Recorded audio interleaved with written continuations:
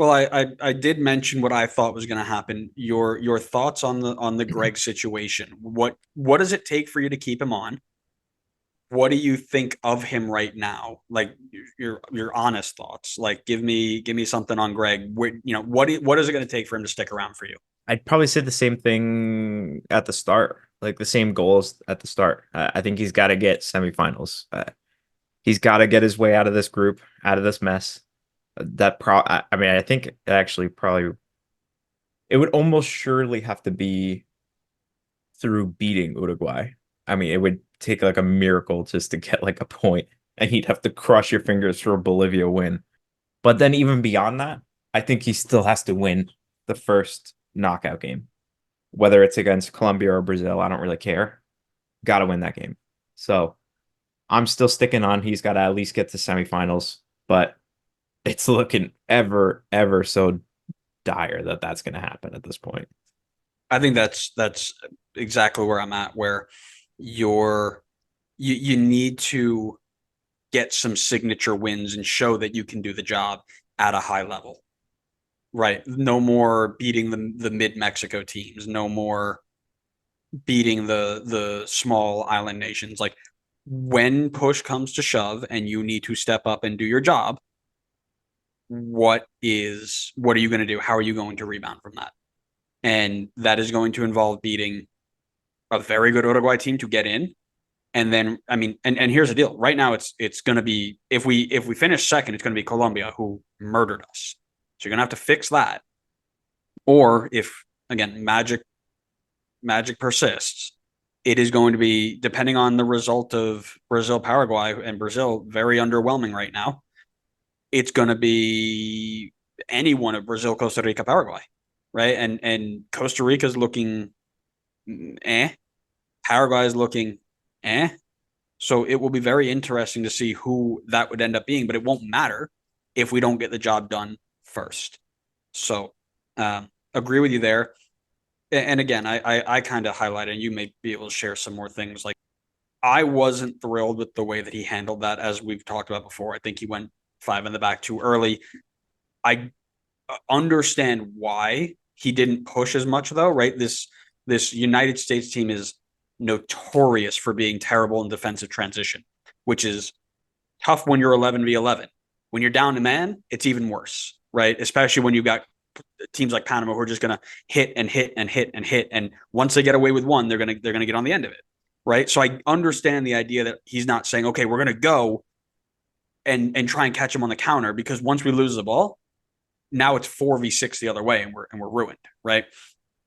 That being said, his shift in the second half where he went to five in the back but encouraged his wingbacks higher, I liked that he wasn't just sitting in the whole time. I know people are like, oh, we bunkered the whole time.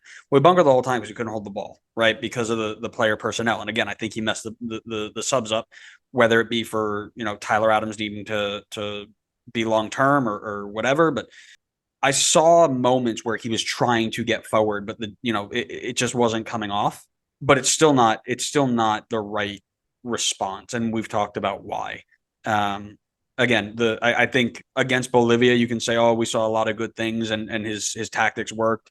Brazil, I think we saw a lot of good things and his tactic worked, but Colombia, they only worked for a little bit, right? So you've got this here, this little up and down, maybe good, maybe not good, and you cannot have that coming into a World Cup or anything, any sort of friendlies or whatever. It's disappointing. Well, maybe I can transition us into the last section, but I think this game against Uruguay coming up is a big time Greg legacy game. And I don't mean that to be like, oh, like if he wins it, he'll save his legacy and he'll all of a sudden be enshrined in the USMNT Hall of Fame. But it's going to be a game, win or lose, that people are going to remember on his resume for many years, in my opinion. Mm-hmm. So it's going to be big time for him. There's, I think, the pressure of the world on him for this next game, That's potentially for his job. So oh yeah, it's definitely for his job, and somehow Google has us at a 39% win probability over Uruguay's 32. they think we're going to Nice. win. Yeah, that's wild. That is pretty wild. You know, the idea that we just talked about, I'll tie it back into the Gregg thing, right? If Gregg wins this game, if Gregg beats Brazil, Colombia, if Gregg goes all the way to the final and plays Argentina, we may not be happy because he's had a disappointing showing of it, but I believe he will have earned his spot to stick around if that happens. It's a very low probability, but we're all out here talking. He needs to win big games. He needs to show up on the big stages. That would show in times of adversity, he gets the team to play together and get results against very good teams. He will have earned it. It will suck because he will still be relatively mid, but he'll check all the boxes that everybody's been calling for the last, year and a half, right? He needs to win big games. He needs to do it on the biggest stage. Blah, blah, blah. If he does it, then you can't complain anymore. He's done what you've asked. Now I know the goalposts will shift because everybody wants to be, correct whenever they're upset, and everyone wants to be upset, and that's fine. But if he does what he can do, then there's no complaints, right? Unless again he goes and does that, and then we go get these friendlies against Canada and them, and then just bomb those, right? Then we can have this conversation again. But if he puts a team on a winning streak, then we have to live with the fact that he's checked the boxes, and now we're gonna have to deal with him anyway.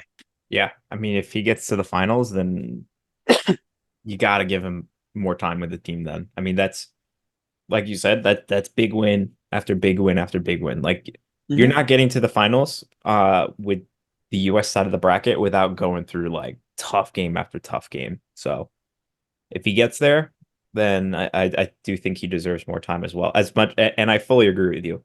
I wouldn't be thrilled about it because I agree that I think he's still mid, even if he does go on a run here. But he did what you asked him to do. So I can't Yeah, see why you'd can him for that. right, right. And at the end of the day, you're going to be upset anyway because you wanted him out, and you set these bars you thought he couldn't hit, and then he hits them. And it's like, well, wait, no, he still needs to go. Well, he's hit the bar, and again, when we say you want them to hit, I bet you that U.S. Soccer has some bar that it's like if you go below this, you're out. Now, is that bar through the floor? Probably because he's still here. If But you show up to Copa America, you did your job. if you could get there safely in your own dang country, Just don't gold lose to star for you. Bolivia.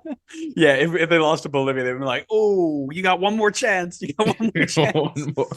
Right, and it's disappointing, sure, but again, that's going to be the thing we have to live with. So, Uruguay, yikes, absolutely Took the destroyed words right Bolivia. out of my mouth.